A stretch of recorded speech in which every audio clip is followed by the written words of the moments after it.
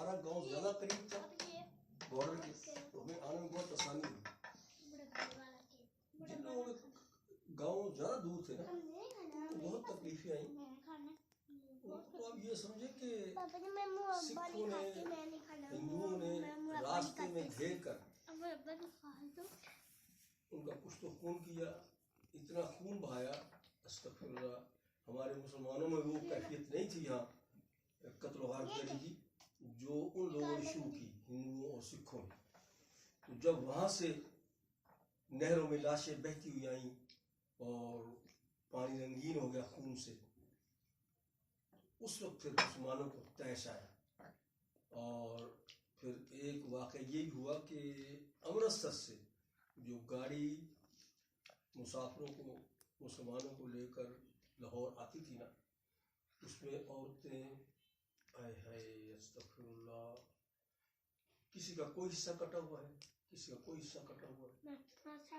یعنی وہ اس قدر اذیت دے کے بھیج رہے تھے مسلمانوں کو پاکستان میں.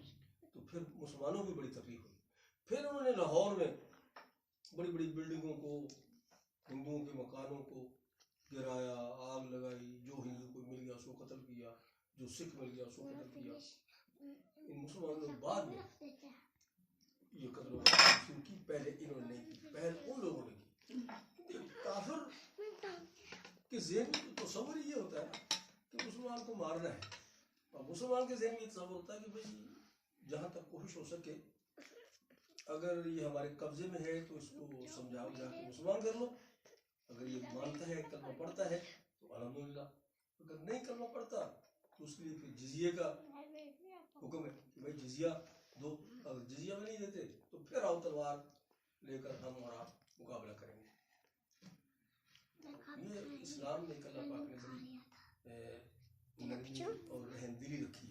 قرآن پاک میں بھی آتا ہے نا کہ صحابہ کی جماعت تھی کسی علاقے میں فتح کرنے کے لیے، تو اتفاق سے جب وہ قافلہ مسلمانوں کا لشکر اس گاؤں میں پہنچا تو اس گاؤں کے باہر ایک آدمی نظر آیا. تو ایک صحابی رسول نے تلوار اٹھائی اور بڑھ کے اس کو قتل کرنے کی کوشش کی. تو اس نے جلدی سے کلمہ پڑھ لیا، اشہد ان لا الہ الا اللہ واشہد ان محمد رسول اللہ صلی اللہ علیہ وسلم. تو پھر بھی اس صحابی نے قتل کر دیا اس کو. جب قتل کر دیا تو دوسرے صحابہ نے جو زیادہ فہم و فراست والے تھے، انہوں نے کہا یہ غلط کام کیا ہے، اب اس کا ذکر ہم نبی پاک علیہ السلام کریں گے. واپسی پر یہ ذکر ہوا. بظاہر اگر تمہارے اندازے کے مطابق اس نے خوف سے پڑھا تو پڑھ تو لیا، تمہیں کیا پتا ہے کہ اسے خوف سے پڑھا ہے یا خدا کے خوف سے پڑھا ہے یا تمہارے خوف سے پڑھا ہے. یہ تو اس کی نیت تھی نا، تو تم نے اسے کیوں مارا؟ یعنی اسلام اتنا نرم مذہب ہے. تو پھر انڈیا میں آپ ایل او سی کے قریب جو گاؤں تھا وہیں سے مائگریشن کر کے جاتے تھے؟ بالکل قریب. اچھا، لیکن وہاں سے لوگ پیدل آئے یا کہ وہ بھی کوئی کنوینس؟ پیدل اس وقت سواریاں سستی کیا تھی. اعلان ہوا، اعلان ہوتے ہی ایسی کیفیت تھی کہ بھگدڑ مچ گئی. لوگ کسی کو یہ شعور اور ہوش نہیں رہا کہ میں اپنے بچے کو اٹھا لوں. اچھا، اس قسم کی کیفیت. مجھے ہماری خالہ ساس لگتی ہیں، ان کا واقعہ یاد آ گیا. یہ علماء بھوجیاں، ان کا تذکرہ ہے، ایک کتاب ہے، کتاب کا نام ہی اسی نسبت سے رکھا گیا ہے، طریقہ بجانا. تو اس میں یہ آپ کی امی کی سگی خالہ تھی جن کی بیٹی سلمہ ہے. اچھا، کوٹرا دکشن والی. ٹھیک ہے. سلمہ کی والدہ محترمہ، ان کے پاس اس وقت چھوٹا ایک بچہ بھی تھا، شیر خوار. 2 بچے جی، بیٹا بیٹی. اچھا، یہ 2 بچے. میں نے کتاب بھی پڑھا. میں نے